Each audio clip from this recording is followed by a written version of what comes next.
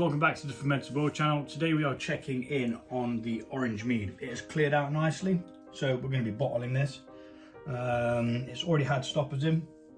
Now this finished at a whopping 18.8%, which is 0.8 over the actual percentage tolerance for the yeast. So my yeast that I use, which is M05 by Mangrove Jacks, is a tolerance of 18, so this went to 18.8.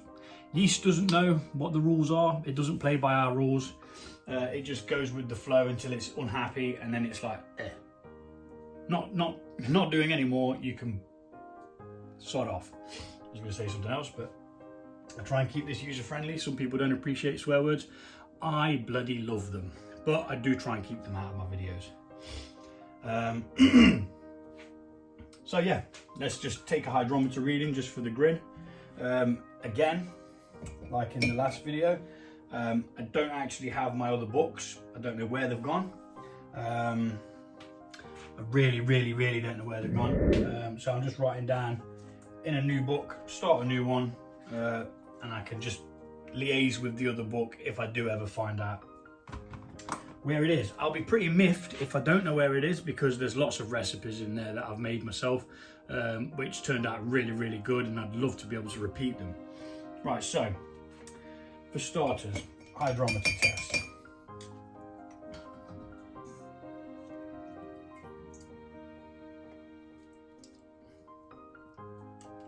And of course,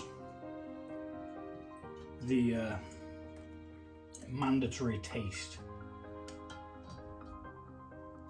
I mean, this did taste good. We added honey to it to sweeten it up, as it had gone very dry. It turboed through pretty much all of the sugars, so we added some just to sweeten it up, sweeten the deal. Because of the high strength of alcohol, you also needed that sweetness, otherwise it'd just be like, whoa. So we sweeten this up to 2, 4, 6, 8, 10. So it's at 30, 1.030.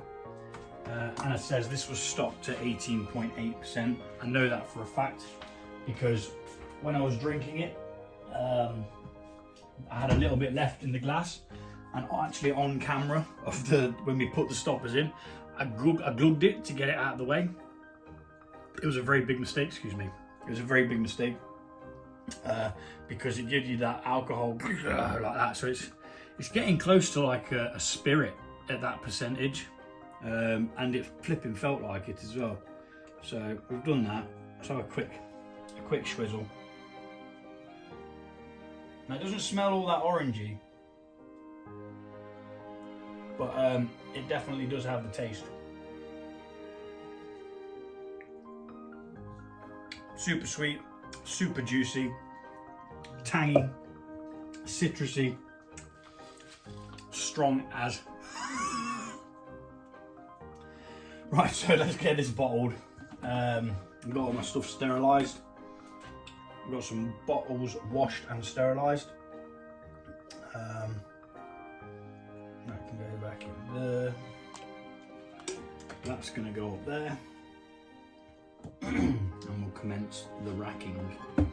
I will speed this bit up, as once you've seen one, you've seen them all, unless obviously something goes horribly wrong, which in that case I'll try and slow that particular bit down so you can see it and laugh at me. Because believe me, if it was you, I'd be laughing at you. Speedy.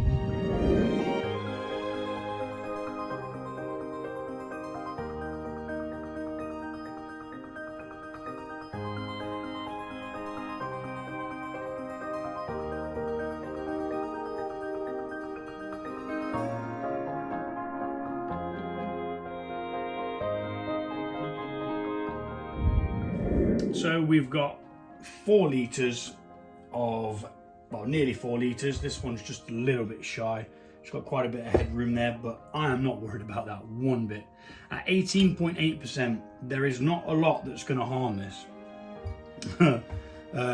It's strong stuff. You know, the alcohol content alone will stop any bacteria forming. and so on. So we're going to make sure these are sealed properly, because these ones are a bit crap, to be fair. You never get to see how good they seal until you buy them, and then you know. I like the bottles, but the seals are a bit crap, so I might buy some new seals. I've probably got some actually. I wonder if they'd fit. No, they're a little bit smaller. Hey ho. This has all took a back seat, to be fair, the mead and stuff like that, because I've been concentrating on getting a batch of beer going, so I've got a constant supply of cheap beer brewed by me. So this one is Knacker's Yard, which is a homage to a friend of mine who passed away. Yeah, that's going, I think that's today. I'll have to double check. No, it's actually tomorrow. Tomorrow, that's going into the cooler area of the house to finish clearing out. I mean, it's pretty much there. I can see through it.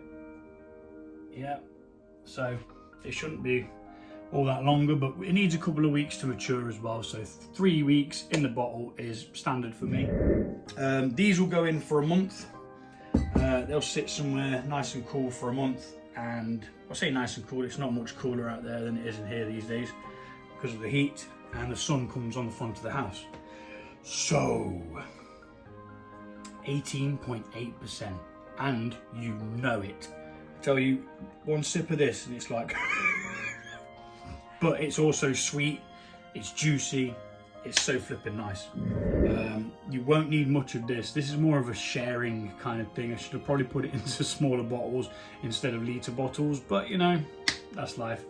Unfortunately, there's no sample pots to pass out to people, so they know what they're getting into. But yeah, it's good. It's juicy, it's fruity, it's strong as heck, and I'm proud of it. It's the strongest brew I've done, made with orange juice and oranges. So thanks for watching, always appreciate the support, and yeah, we'll see you next time at the Fermented World. Take it easy.